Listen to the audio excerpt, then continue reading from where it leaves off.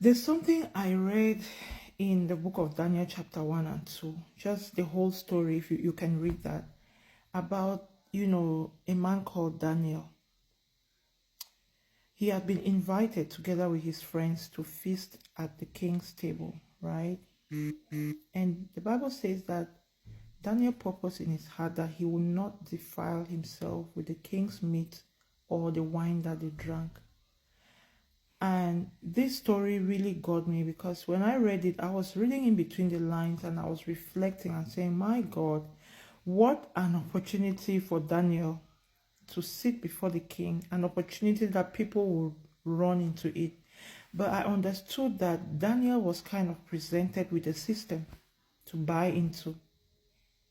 And he told himself that he will not buy into that system.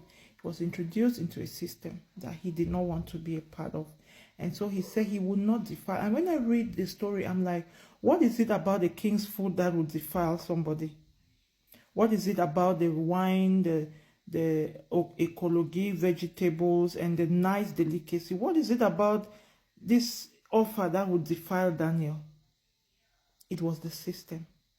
Daniel said he would not defile himself with the king's meat, that he would rather feed on vegetables than to sit at the king's table.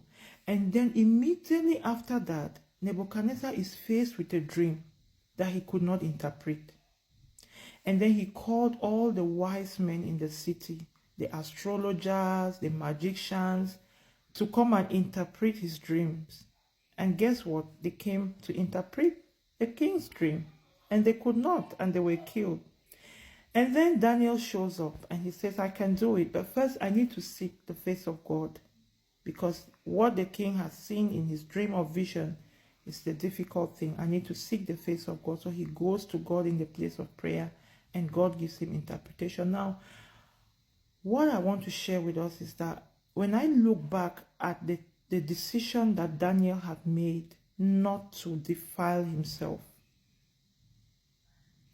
and thereafter came a request from the king for his dream to be interpreted.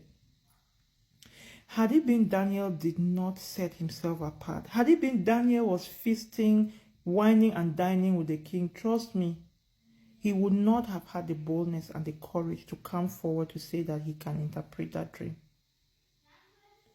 The systems of the world are corrupted. Trust me. The systems of the world are attractive. They look harmless. But if you conform and buy into it, then you pay the price at the end. I don't think that Daniel knew that there will come a point where he will be invited, or he will present himself as one who could interpret dreams.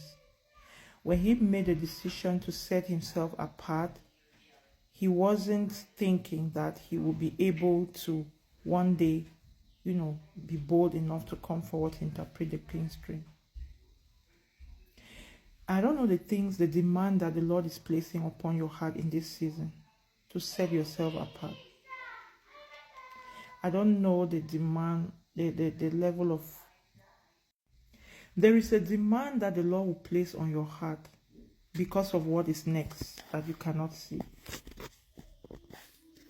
And most of the times we never know what is next. Maybe the Lord is impressing on your heart to spend a little bit more time in prayer. Maybe the Lord is impressing on your heart to stop certain habits, or to stop, going to certain places, or to, whatever it is.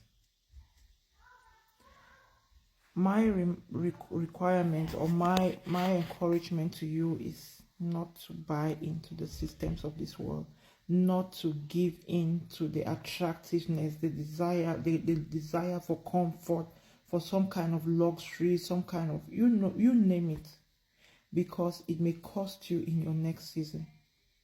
The Lord was about to introduce Daniel into not a new season, but it required Daniel to say no, to put a knife on his throat and say no. But for some of us, if we were introduced at this, we'll call it breakthrough. We will call it, oh my God, opportunities. But Daniel had understood ahead of time that sitting at the king's table will cost him discernment. Sitting at the king's table will cost him his integrity. Sitting at the king's table will cost him his consecration. Sitting at the king's table will cost him a lot, and he wasn't going to pay that kind of price. So he chose to set himself apart. And in the following season, he came forward to interpret the king's dream. And guess what? Promotion came. Don't push yourself too early to sit at certain tables, no matter how attractive and beautiful they are. Don't push yourself too hard to fit into certain circles, because it will come at a price. Don't push yourself too hard to belong, because it will come with a price. I hope you're encouraged today to make the right decisions when certain tables are laid before you. There are certain tables in this nation that I would rather not sit there. There are certain tables that it will look attractive, look very spiritual and very godly and very, godly, or you just name it. But that table is going to cost you your next season. Let's be discerning. God bless you.